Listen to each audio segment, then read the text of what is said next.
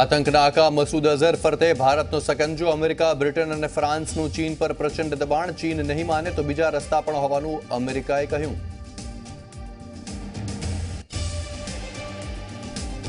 સાંસદ પરેશ રાવલના ટ્વીટથી વિવાદ. કોંગ્રેસનો લશ્કરે કોંગ્રેસ તરીકે કર્યો ઉલ્લેખ. કોંગ્રેસના નેતાઓના આતંકીઓને જી કહીને કરાતા ઉલ્લેખ પર ટિપ્પણી કરતું ટ્વીટ.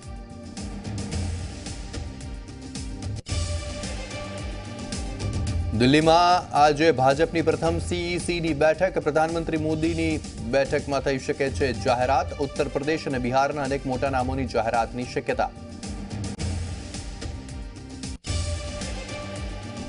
ગાંધીનગર લોકસભા બેઠક પર અમિત શાહ લડે તેવો સુર. ધારાસભ્ય કિશોર ચૌહાણે કરી રજૂઆત.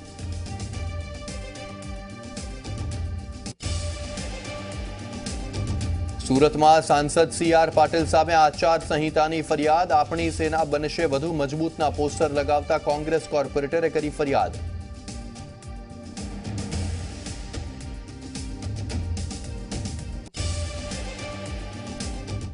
નમસ્કાર, હું યશ. ઝી 24 કલાક પર આપનું સ્વાગત છે. જોઈશું સ્પીડ ન્યૂઝ. આતંકના આકા મસૂદ અઝહર ફરતે ભારતનો સકંજો. ચીનનો વીટો પાવર પણ નહીં બચાવી શકે આતંકીને. અમેરિકા, બ્રિટન અને ફ્રાન્સનું ચીન પર પ્રચંડ દબાણ. ઉત્તર પ્રદેશમાં પ્રિયંકા ગાંધીનો પ્રવાસ ફરીવાર થયો રદ. સતત ચોથી વખત પ્રિયંકા ગાંધીનો પ્રવાસ રદ. પ્રિયંકા ગાંધીની 18 માર્ચથી 3 દિવસના પ્રવાસની હતી તૈયારી. પ્રયાગરાજ, ભદોહી અને મિરજપુર તેમજ વારાણસીનો પ્રવાસ કરાયો રદ. ભાજપ આજે પ્રથમ અને બીજા ચરણના ઉમેદવારોના નામોની કરશે ઘોષણા. 16, 18 અને 22 3 દિવસમાં ભાજપ તમામ ઉમેદવારોની કરી શકે છે ઘોષણા.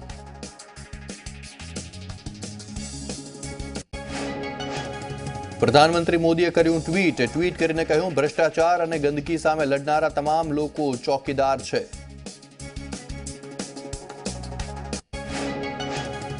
લોકસભા ચૂંટણી પહેલા ભાજપનો નવતર અભિયાન હું છું ચોકીદાર અભિયાનનો કર્યો પ્રારંભ.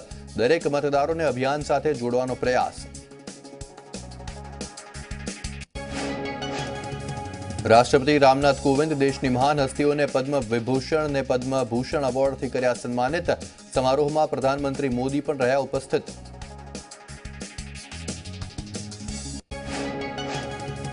રાષ્ટ્રપતિએ એમડીએચના માલિક મહાશય ધર્મપાલ ગુલીટીને પદ્મભૂષણ એવોર્ડથી સન્માનિત કર્યા. રાષ્ટ્રપતિ રામનાથ કોવિંદે એવોર્ડ આપીને સન્માનિત કર્યા. બીએસપી આજે તેમની પહેલી યાદી જાહેર કરી શકે છે. કોર કમિટીની બેઠક મળશે, ત્યારબાદ 30 ઉમેદવારોના નામ જાહેર કરાય તેવી શક્યતા.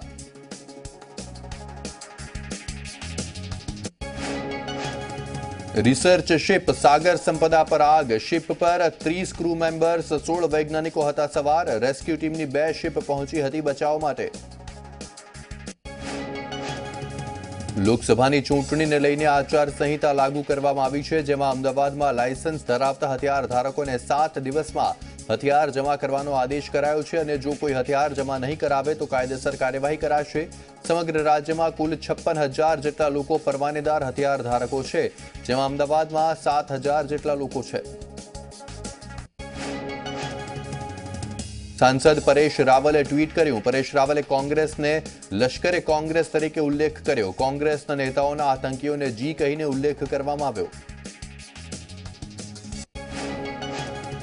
સુરતમાં સાંસદ સી.આર. પાટીલ સામે આચાર સંહિતા ભંગની ફરિયાદ નોંધાવાઈ છે. બેનર બનાવવામાં આવ્યા, જેમાં સૈનિકોના ફોટા સાથે લખાણ લખાયું કે આપણી સેના બનશે વધુ મજબૂત. આ મામલાને લઈને કોંગ્રેસના કોર્પોરેટર અસલમ સાયકલવાલાએ ફરિયાદ કરી છે.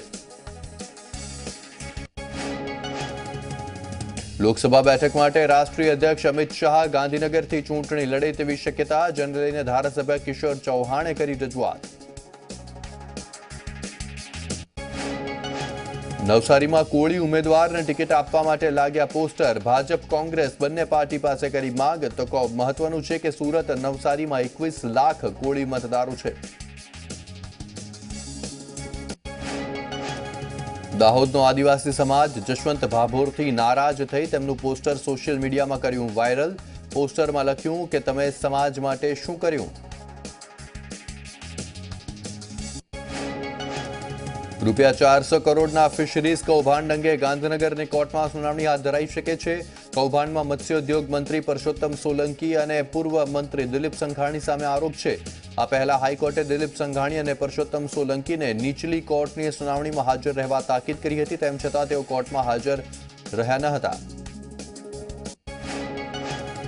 જેથી ગાંધીનગરની કોર્ટે પરસોત્તમ સોલંકી સામે વોરંટ ઇસ્યુ કરવાનો આદેશ કર્યો। આજે આ મામલે ગાંધીનગરની કોર્ટમાં સુનાવણીની શક્યતા। પરસોત્તમ સોલંકી કે પછી તેમના તરફથી કોઈ હાજર રહે છે કે નહીં તે મહત્વની બાબત રહેશે। અમદાવાદમાં બાકી ટેક્સને લઈને એએમસીએ આશરે 1200 જેટલી મિલકત સીલ કરી। ગત 3 દિવસમાં લગભગ 3000 જેટલી મિલકત એએમસીએ સીલ કરી છે અને ચાલુ નાણાકીય વર્ષે 21000 મિલકત સીલ થઈ છે, જેનાથી 796 કરોડ રૂપિયાની આવક થઈ છે। માર્ચ મહિનાના અંત સુધી વધુ મિલકતો સીલ થાય તેવી શક્યતા અને 900 કરોડની આવકનો લક્ષ્યાંક પૂર્ણ થાય તેને લઈને તંત્ર મક્કમ। કેબિનેટ મંત્રી કુંવરજી બાવળિયા સુરતની મુલાકાતે। સુરતમાં કુંવરજી બાવળિયા કોળી સમાજનું શક્તિ પ્રદર્શન કરશે, તો સુરતના ઓલપાડને ટિકિટ કિરીટ પટેલને મળે તે માટે આ ખાસ સંમેલન કરવામાં આવી રહ્યું છે। ભરતનગરમાં પ્રજ્ઞાબહેન નામની મહિલા 150 બાળકોને શિક્ષણ આપી રહી છે। ઝૂંપડપટ્ટીમાં રહેતા ગરીબ બાળકોને પ્રજ્ઞાબહેન શિક્ષણ સાથે શિસ્ત અને તેજસ્વીતાના પાઠ શીખવી રહ્યા છે। સામાન્ય રીતે ઝૂંપડપટ્ટીમાં વસતા બાળકોના વાલીઓ મજૂરી કામ કરતા હોય છે અને આ બાળકો ફુગ્ગા વહેંચવા કે કચરો વીણવાનું કામ કરતા હોય છે। તેવા સમયે આવા 150 બાળકોની માતા બની પ્રજ્ઞાબહેન ગાંધી સરાહનીય કામ કરી રહ્યા છે। મહેસાણા નગરપાલિકામાં ફાયર વિભાગનો દુરુપયોગ થઈ રહ્યો હોવાનો આક્ષેપ થયો છે। કોંગ્રેસના જે કોર્પોરેટર આક્ષેપ કર્યો। કોંગ્રેસના કોર્પોરેટર હિરેન મકવાણાનું કહેવું છે કે મહેસાણામાં આવેલું એરોડ્રોમ ખાનગી કંપની સંચાલિત છે, જ્યાં ફાયર બ્રાઉઝરની સેવા આપવામાં ભ્રષ્ટાચાર કરાયો છે। સામાન્ય રીતે ખાનગી સંસ્થાઓને જો ફાયર બ્રાઉઝરની સેવા જોઈતી હોય તો 5000 રૂપિયાનું પહેલા પેમેન્ટ કરવું પડે છે, જે બાદ તે સંસ્થાને ફાયર બ્રાઉઝરની સેવા પૂરી પાડવામાં આવતી હોય છે, પરંતુ એરોડ્રોમ પાસેથી આવું કોઈ પેમેન્ટ નથી લેવાયું, તેમ છતાં ફાયર બ્રાઉઝરની સેવા અપાઈ રહી છે। બીજી બાજુ એરોડ્રોમ પાસે 5 કરોડ રૂપિયાનો ટેક્સ મહેસાણા નગરપાલિકાને લેવાનો થાય છે, તેમ છતાં એરોડ્રોમને ફાયર બ્રાઉઝરની સેવા આપવાનો નિર્ણય કોણે કર્યો તેવો સવાલ ઉઠાવીને કોર્પોરેટરે જવાબદારો સામે પગલાં લેવા માંગ કરી છે, તો પાલિકા પ્રમુખે બધું યોગ્ય હોવાનું રટણ કર્યું। લોકસભાની ચૂંટણીને લઈને ભાજપની કવાયતનો આજે ત્રીજો દિવસ। ગાંધીનગર, ભુજ અને બારડોલી બેઠક માટે લેવાશે સેન્સ। ગાંધીનગર જિલ્લા આગેવાનો સાથે ગાંધીનગરમાં બેઠક। નિરીક્ષકો કરશે સ્થાનિક હોદ્દેદારો સાથે બેઠક। ત્રણેય લોકસભા બેઠક અંગે લેવાશે સેન્સ। કચ્છની અનામત બેઠક પર સેન્સ લેવા માટે નિરીક્ષકો ભુજ પહોંચ્યા અને કાર્યકર્તાઓને મળીને સેન્સ લીધી। નિરીક્ષક તરીકે રણછોડ રબારી, બિપિન દવે અને વસુબેન ત્રિવેદીએ કાર્યકર્તાઓને મળીને તેમના મંતવ્ય જાણવ્યા। સૌપ્રથમ અંજાર વિધાનસભાના કાર્યકર્તાઓના મંતવ્યો જાણવામાં આવ્યા। કાર્યકર્તાઓના મંતવ્યો અને તેમની રજૂઆતને 19 માર્ચે યોજાનાર પ્રદેશ પાર્લામેન્ટરી બોર્ડની બેઠક સમક્ષ રજૂ કરાશે, જ્યાં તમામ ઉમેદવારોના નામ અંગે ચિંતન થશે અને ત્યાર પછી દિલ્હીમાં કેન્દ્રીય પાર્લામેન્ટરી બોર્ડને નામ પહોંચાડવામાં આવશે। ન્યૂઝીલેન્ડની મસ્જિદમાં આતંકી હુમલામાં ભરૂચના લુવારા ગામના રહીશ હાફિઝ મુસા વલી ઇજાગ્રસ્ત થયા છે। હાફિઝ વલીનો પરિવાર સાથે કોઈ સંપર્ક થઈ શક્યો નથી। હાફિઝને ગોળી વાગી હોવાનું અનુમાન લગાવાઈ રહ્યું છે। હાફિઝના પરિવારે હોસ્પિટલમાં શોધખોળ આરંભી। ન્યૂઝીલેન્ડમાં થયેલા ગુજરાતીઓના મોતને લઈને મુખ્યમંત્રી રૂપાણીએ કેન્દ્ર સરકારના વિદેશ મંત્રાલય પાસે વિગતો માંગી છે। હુમલાનો ભોગ બનનાર ગુજરાતીઓની પૂરતી મદદની ખાતરી આપી। ન્યૂઝીલેન્ડની મસ્જિદમાં થયેલા ફાયરિંગમાં વડોદરાના પિતા પુત્રને ગોળી વાગી। પિતા પુત્ર મસ્જિદમાં નમાઝ અદા કરવા ગયા હતા। રમીઝભાઈ અને આરિફભાઈ બંને મિસિંગ લિસ્ટમાં છે। ન્યૂઝીલેન્ડમાં થયેલા ક્રાઇસ્ટ ચર્ચ પર આતંકી હુમલામાં નવસારીના યુવકનું પણ મોત થયું। જુનૈદ કારા નામનો યુવક અડદા ગામે મસ્જિદ ફળિયામાં રહેતો હતો। જુનૈદ કારા ન્યૂઝીલેન્ડમાં જનરલ સ્ટોર ચલાવતો હતો। પરિવાર સાથે વર્ષોથી ન્યૂઝીલેન્ડમાં જ રહેતો હતો। ન્યૂઝીલેન્ડના આતંકી હુમલામાં અમદાવાદનો પુરુષ ઇજાગ્રસ્ત થયો છે. અમદાવાદ જીઈબીના નિવૃત્ત કર્મચારીને ગોળી વાગી. તે અમદાવાદના જુહાપુરામાં રહે છે. રાજકોટના જેતનપુરની સબ જેલના કોન્સ્ટેબલ પર થયો હુમલો. જેલમાં પાન મસાલો લઈ જવાની ના પાડતા કરાયો હુમલો. રાજકોટમાં સબ જેલમાં કેદીને બે વ્યક્તિ પાન મસાલો આપવા માટે આવ્યા હતા. પોલીસે હુમલો કરનાર બંને શખ્સની ધરપકડ કરીને કાર્યવાહી હાથ ધરી છે. જૂનાગઢમાં પબજી રમતા 3 વ્યક્તિઓને પોલીસે ઝડપી પાડ્યા છે. પોલીસે 14,000ની કિંમતના મોબાઈલ સાથે તેમની ધરપકડ કરી. પબજી રમતા 3 વ્યક્તિ તળાજા દરવાજા પાસે ખુલ્લેઆમ રમતા હતા. મોબાઈલ કનેક્ટ કરીને રમતા હતા. તે સમયે જ પોલીસે 3 વ્યક્તિઓને ઝડપી પાડ્યા. તો પબજી ગેમ રમનાર 3 યુવકોની સેટેલાઇટ પોલીસે અટકાયત કરી. જાહેરનામાના ભંગ મુજબ ગુનો દાખલ કરાયો. સેટેલાઇટ પોલીસે મોબાઈલ ફોન કબજે કરી કાયદેસરની કાર્યવાહી હાથ ધરી.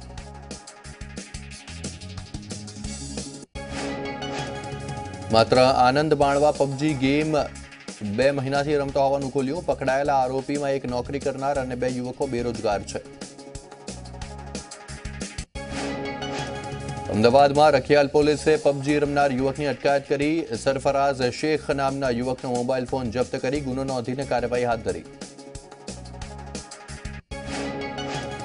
અમદાવાદ પાલડી પોલીસ સ્ટેશનમાંથી પોલીસની નજર ચૂકવીને આરોપી ફરાર થઈ ગયો. મોડી રાત્રે પ્રોહિબિશન કેસમાં ઝડપાયો હતો વ્યક્તિ.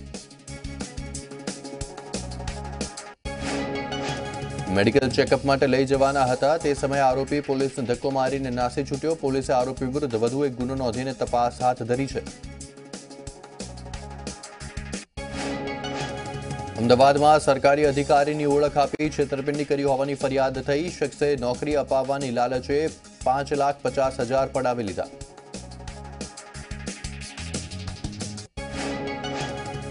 નિકોલ પોલીસ સ્ટેશનમાં 2 વ્યક્તિ સામે નોંધવામાં આવી ફરિયાદ. અગાઉ પણ મૌલિક ડોંગરેસિયા સામે ફરિયાદ નોંધાઈ હતી. અમદાવાદમાં મોડી રાત્રે શિવરંજની 4 રસ્તા પાસે અજાણ્યા વ્યક્તિઓએ એએમટીએસ બસ પર પથ્થરમારો કર્યો. કંડક્ટરે મુસાફરને બીઆરટીએસ બસની ટિકિટ નહીં ચાલે એમ કહેતા આ મામલો ઉગ્ર બન્યો હતો. અજાણ્યા વ્યક્તિઓએ ઉશ્કેરાઈ અને બસના ડ્રાઈવરને અપશબ્દો બોલી બસ પર હુમલો કરી કાચ તોડ્યા. ડ્રાઈવરે સમયસર પોલીસને જાણ કરી તો હાલ પોલીસ સમગ્ર ઘટનાને લઈને અજાણ્યા વ્યક્તિઓની શોધખોળ કરી રહી છે. સુરતના પાંડેસરા ગોલ્ડન વિસ્તારમાં પતિએ દારૂના નશામાં પત્નીની હત્યા કરી. જમવા બાબતે ઝઘડો થતા પતિએ પત્ની પર તીક્ષ્ણ હથિયાર વડે હુમલો કર્યો. પતિના હુમલા બાદ પત્નીનું ઘટના સ્થળે જ મોત થઈ ગયું. હત્યારો પતિ હત્યા કરીને ફરાર થઈ ગયો. પોલીસે હત્યારાને શોધવા માટે તપાસ હાથ ધરી. સુરતમાં વધુ એક હીરાના વેપારીનું ઉઠમણું. ₹25 કરોડનું ઉઠમણું થયું. વેપારી સિંગલ કટના કામકાજ સાથે સંકળાયેલો હતો. સુરતના હીરાના વેપારીને સુરત અને મુંબઈમાં ઓફિસ હતી. ઉઠમણાના સમાચારથી લેણદાર દોડતા થયા. દાહોદના દેવગઢ બારિયાના ચેનપુર ગામમાં પ્રેમી પંખીડાએ આત્મહત્યા કર્યો. ખેતરમાં ઝાડ પર ફાંસો ખાઈને બંને લોકોએ આત્મહત્યા કરી.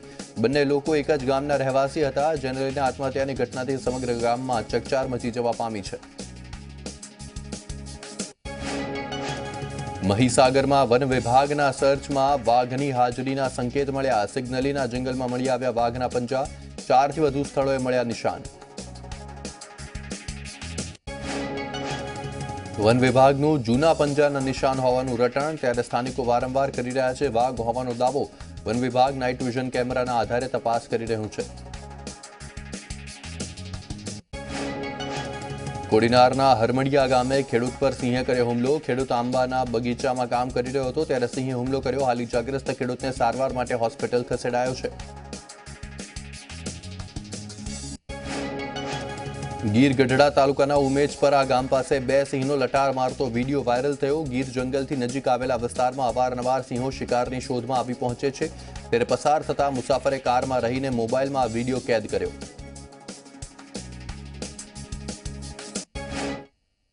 આગળ વધીશું સ્પીડ ન્યૂઝમાં. હાલ રોકાઈશું એક બ્રેક માટે.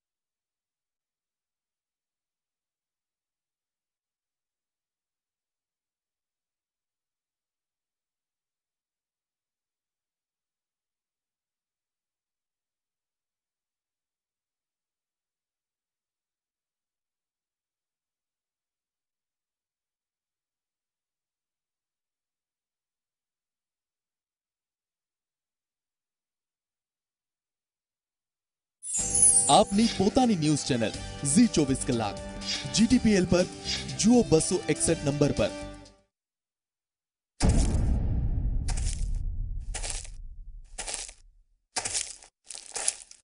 ચૂંટણી આવી ગઈ છો મારો બપોલિયો, વોટ આપવાના છો ને? આપજો પાછા।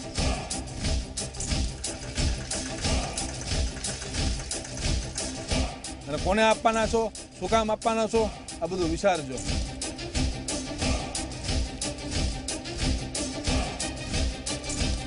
બધું હું પૂછવા આવું છું તમને વોટ યાત્રા લઈને।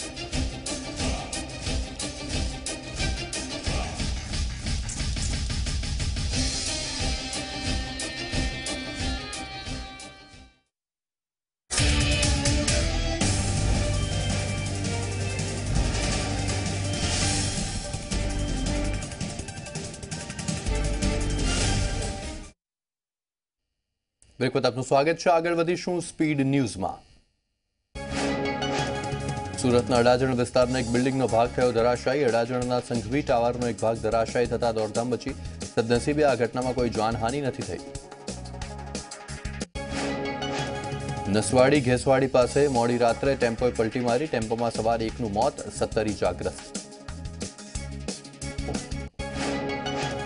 ઇજાગ્રસ્તોને સારવાર માટે નસવાડી ખસેડાયા। ટેમ્પોમાં સવાર તમામ નસવાડીના કુકરદા ગામના।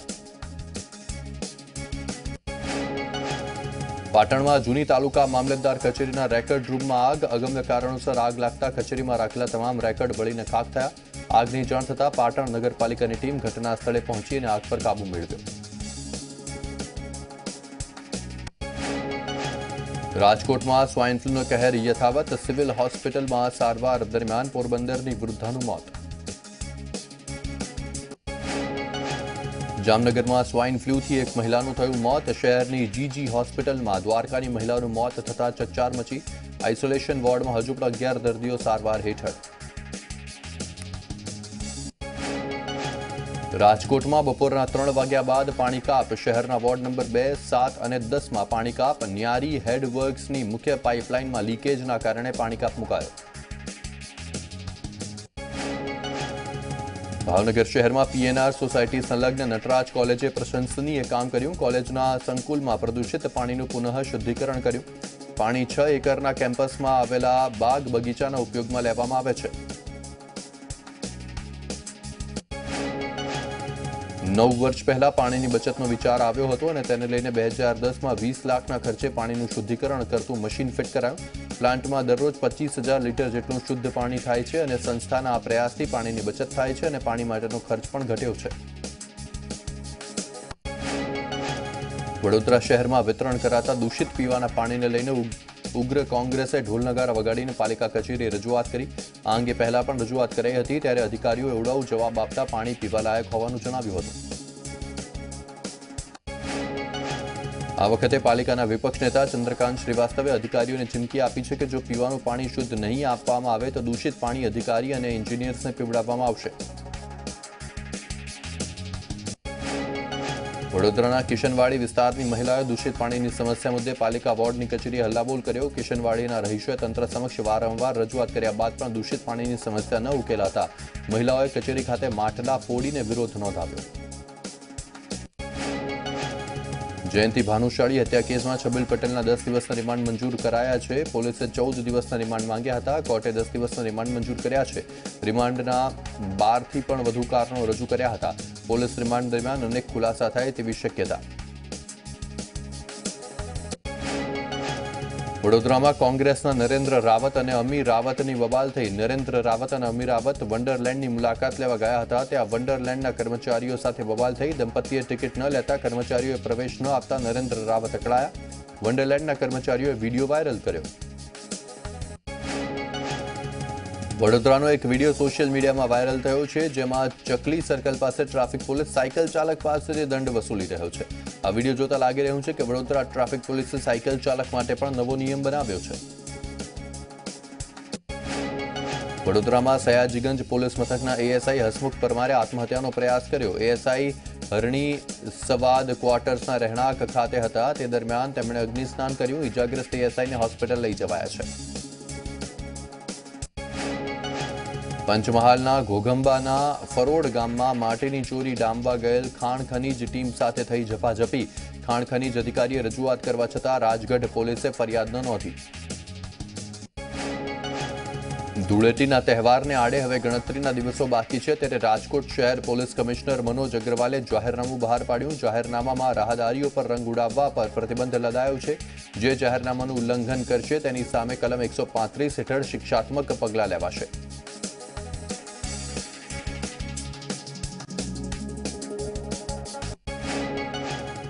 ચૂંટણી પહેલા મતદારોનો મિજાજ જાણવા ઝી 24 કલાકની વોટ યાત્રા પહોંચી પોરબંદર જિલ્લામાં. પોરબંદરના બિલેશ્વર ગામના લોકો શું કહે છે, આવો જાણીએ.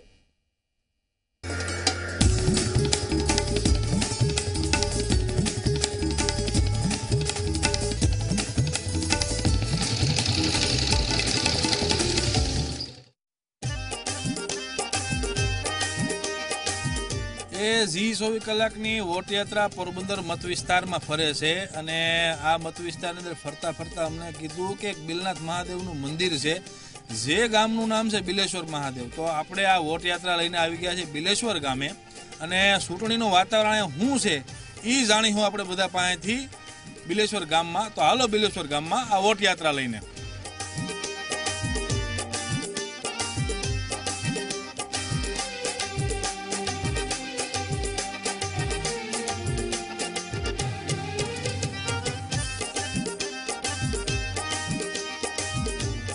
એ ડાયરાને જય બિલનાથ. અને આ ઝી 24 કલાકની વોટ યાત્રા આવી ગઈ છે બિલેશ્વર ગામમાં. ખારા નરા ગામ જે છે બધા એ આ મંદિરથી જ આ ગામમાં શરૂ કરવામાં આવતા હોય છે. તો હવે આ ચૂંટણી જે છે લોકસભાની 2019ની એ ચૂંટણીમાં શું કરવાનું છે શું નથી કરવાનું એની શરૂઆત હોતા અહીંથી જ કરવામાં આવશે. તો હાલો બિલનાથના આ ગામ જે છે બિલેશ્વર ગામમાં બધાને પૂછવા આ ચૂંટણીનું વાતાવરણ કેવું છે. હાલો બિલેશ્વર.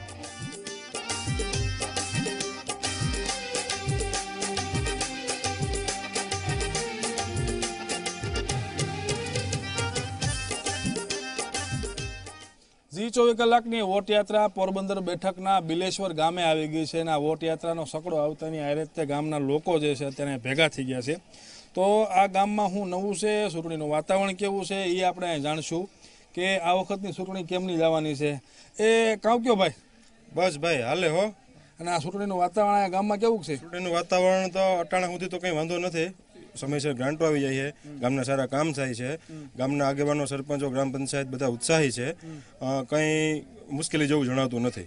ઘટે ગ્રાન્ટમાં તો શું ઘટે, કેવા પ્રકારની ગ્રાન્ટો ક્યાં ક્યાં વપરાણી છે એની અમારે વિસ્તૃત માહિતી અમારા સરપંચ આવશે. કેવી ગ્રાન્ટો આપી છે અમારા સરપંચ છે એ સરપંચ છે ભેગા થઈ ગયા છે. તો સરપંચને પૂછીએ આપણે. સરપંચ, સ્થાનિક જરૂરિયાતો હજી આ ગામને શું ઘટે, કાંઈ વિકાસના કાર્યો, ચૂંટણી આવી ગઈ પહેલાં શું કરવાનું બાકી છે, કશું શું કરશો? મારું નામ છે ઓડેદરા લાખાભાઈ હર્ષિભાઈ, બિલેશ્વરનું સરપંચ છું. ત્યારબાદ જ્યાંથી હું સરપંચમાં જોડાયેલો છે ત્યારથી અમારા બિલેશ્વરની અંદર વિકાસ સારો થાય છે અને અમારા ગામની અંદર ગ્રાન્ટ જોતી પૂરતી જે અમારે આ ભાજપ સરકાર આવી ત્યાંથી ગ્રાન્ટ અમને બહુ પુષ્કળ મળે છે અને વિવિધ કામો અમારા ગામના તથા પંચાયતના તથા અમારા વાડી વિસ્તારના હરેક કામ અમે હળી મળી અને કર્યા છે અને હજી કરશું, આવી અમારી બધાની અપેક્ષા છે. એ આ ગામમાં બીજું અત્યારે શૈક્ષણિક કાર્યો કેવા છે અને કોઈને ભણવા અહીંયાનું શું છે એ હોતને પૂછીએ. જુવાના ઊભા છે એ શિક્ષણ આ વિસ્તારની અંદર જે કાંઈ વાયદા થયા હોય એ પૂરા થયા છે ખરા? હા, થઈ ગયા છે. શિક્ષણ કાર્ય સારું ચાલે છે. વાલીઓનો અને ગામનો સંપર્ક કરીએ છીએ અમે અને વાલીઓનો સપોર્ટ પણ સારો છે અને સમયસર ગ્રાન્ટ મળી જાય છે અને સારી પ્રકારે શિક્ષણ પણ મળે છે અને સુવિધા પૂરતી છે. એ ખેતીને લગતું શું છે અને કેમનું છે, પાણી બરોબર આવે છે કે નહીં? અત્યાર સુધી જ્યાં જ્યાં વોટ યાત્રા ફરી ને સૌથી મોટામાં મોટો પ્રશ્ન એ હતો કે પાણી નથી આવતું. તો આ બિલેશ્વર ગામમાં પાણી કેવું છે, શું છે ને કેવું ઉણુકું વરહ છે? ઉણુકું વરહ કેવું છે ભાઈ? વરહ તો ઠીક છે, પરંતુ આ સરકાર સારી યોજનાઓ ઘણી છે, પરંતુ જે ઓનલાઈન પદ્ધતિને લીધે અભણ ખેડૂત છે તેને ઓનલાઈનની માહિતી ન હોવાથી તે યોજનાનો લાભ લઈ શકતા નથી. કારણ કે અમુક જ 2-3% જ ભણેલ વ્યક્તિ હોય છે તે યોજનાનો લાભ લે છે અને બીજા ખેડૂત તે યોજનાથી વંચિત રહે છે. નકર સરકારની ઘણી આઈ ખેડૂત પર યોજના ઘણી છે. દાંતરણીથી માંડીને ટ્રેક્ટર સુધી અને વાવેતરથી માંડી અને લણણી સુધીની યોજનાઓ છે, પણ જે માહિતગાર ન હોવાથી તેથી વંચિત રહે છે અને ખેડૂત અભણ હોવાથી આ ઓનલાઈન સિસ્ટમથી થોડીક અડગોળતા ઊભી થાય છે. એટલે જે મેન્યુઅલ હતી પદ્ધતિ તે સારી હતી. અત્યારે ખેડૂત ઓનલાઈન પદ્ધતિથી નારાજ છે, એ માટે વધારે મારું મૂકું. એ લ્યો સાંભળો, આ છે ને સિસ્ટમ સારી છે, પણ બધાને શીખવાડવા હાટુથી કંઈક કરવું જોઈએ. તો એ શીખવાડવા હાટું કંઈક થયું છે કે નથી થયું, તો એના માટે શું કાર્યક્રમ ખેડૂતને શું કરાવવું જોઈએ, સરકારે ક્યાં આવવું જોઈએ, કઈ રીતનું કરવું જોઈએ કામગીરી? સરકારશ્રીને પહેલા તો તે યોજના મૂકવી હોય તેને માહિતગાર અને ખેડૂતને જાણ કરવી જોઈએ કે આ ખેડૂતને આ યોજનાનો લાભ લેવો કે પંપ લેવો તો માર્ચ મહિનામાં આ યોજના ખુલે છે, તો તે યોજનાનો માર્ચમાં તે ઓનલાઈન કરે. પરંતુ જ્યારે ખેડૂતને જરૂરિયાત હોય ને ત્યારે ઓનલાઈન પણ બંધ હોય છે, એટલે ખેડૂતને તેથી વંચિત યોજનાથી રહે છે, એટલે નારાજગી વધારે. એ આ હાઈ જે ટેકનોલોજી જે છે ખેડૂત ઉપર જે અત્યારે વાત છે એની હાટુથી પહેલાં તો ખેડૂતને શીખવાડવું જોઈએ કે કઈ રીતનું થાય શું થાય. ને અત્યારે આ ચૂંટણીનું વાતાવરણ ગામમાં પહેલાં કેવું હતું, આ વખતની ચૂંટણી 2000 લોકસભાની 19ની ચૂંટણી જે આવી ગઈ છે એનું વાતાવરણ કાકા કેવું છે આ વખતે? શું છે આ વખતનું ચૂંટણીનું વાતાવરણ? ચૂંટણીનું વાતાવરણ બહુ સારું છે અમારે, અને બે પક્ષના ઉમેદવારો આવે છે, ભાજપના અને કોંગ્રેસના. તે પ્રચારો કરે છે અને ગામને ગ્રાન્ટો આપે છે અને સારા કામ કરે છે. બે પક્ષો અહીંયા આવે છે અને પ્રચાર શરૂ થઈ ગયા છે આ ચૂંટણીના લોકસભાના, અને ગ્રાન્ટે મળે છે એવું આ જુવાનીનું કહેવું છે. આ જે બેઠક છે, બેઠક ઉપરથી બહારના ઉમેદવાર અહીંયા ઉમેદવારી નોંધાવે એવું વાતાવરણ ઘણા સમયથી છે. તો એ પૂછીએ એક બીજા જુવાન છે એને, બહારના ઉમેદવાર આવવાની વાતો અહીંયા હાલે છે, શું કહો છો? હાસી છે, ખોટી છે, શું થવાનું છે? હવે છેલ્લે 1995થી અહીંયા લોકસભા ચૂંટણીનું તો પોરબંદર તો માત્ર બેઠકનું નામ છે, પોરબંદર જિલ્લો છે. અહીંયા અમારે ઉમેદવારો આયાતી ઉમેદવારો જ હોય છે દર વખતે, કારણ કે અહીંયા આ બેઠક છે એ પટેલ બહુલ વસ્તી ધરાવતી બેઠક છે, એટલે અમારે ઉમેદવાર તો બહારના જ હોય છે. રાણાઓ કુતિયાણા વિધાનસભા આવે છે, વિધાનસભામાં સ્થાનિક ઉમેદવાર હોય છે, પરંતુ લોકસભાની ચૂંટણીમાં અમારે ઉમેદવાર તો બહારથી જ હોય. પરંતુ અત્યાર સુધીમાં અહીંયા એક વખત ભાજપના ઉમેદવાર રહ્યા છે, એક વખત કોંગ્રેસના ઉમેદવાર રહ્યા છે. બંને સારું કામ કર્યું છે, ઓલ્ટરનેટલી ચેન્જ થતા રહ્યા છે. આ વખતે હાર્દિક પટેલના, રેશમા પટેલની બધી વાતો હાલે છે, એને કેમનું રહે અહીંયા? નહીં, આ બહારના આયાતી ઉમેદવારોને મોટાભાગે અને બિલકુલ જે પોરબંદર જિલ્લા બહારના હોય છે એમને તો પ્રજા જાકારો આપે છે.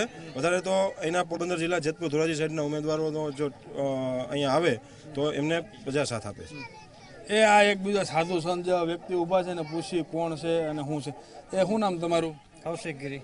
કૌશિકભાઈ, કેમ અહીંયા તમે શું કરો છો ગામમાં? બિલેશ્વર મંદિરની સેવા પૂજા.